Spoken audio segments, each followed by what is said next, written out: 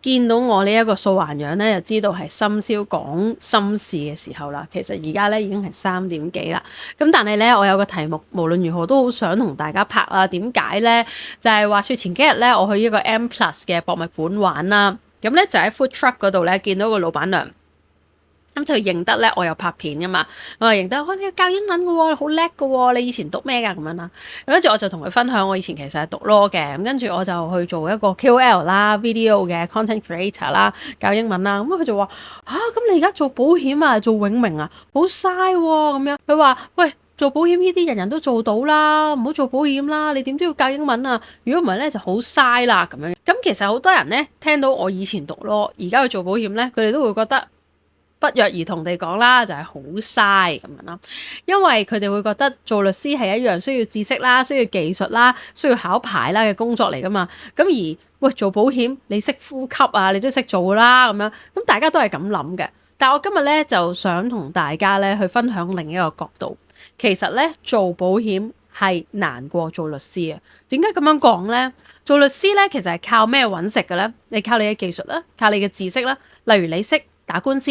你識去寫 pleadings， 你可以做律師 ，OK？ 你又有牌啊，你做咗實習，你可以做律師。呢啲全部都係關乎你做嘅行為，你嘅 doing 啊。咁但係保險究竟有啲咩 criteria 可以做得成功呢？究竟一個咩嘅人可以做到 COT 做到 TOT 呢？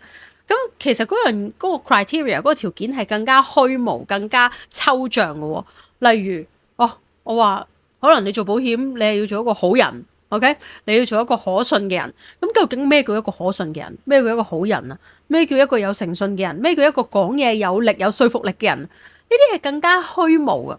固然啦，唔係話做律師、做醫生、做會計師呢啲嘅專業係容易嚇，唔係話佢哋係容易，但係佢哋嗰條路向係極度清晰嘅，做到一啲嘢，我哋就會成功。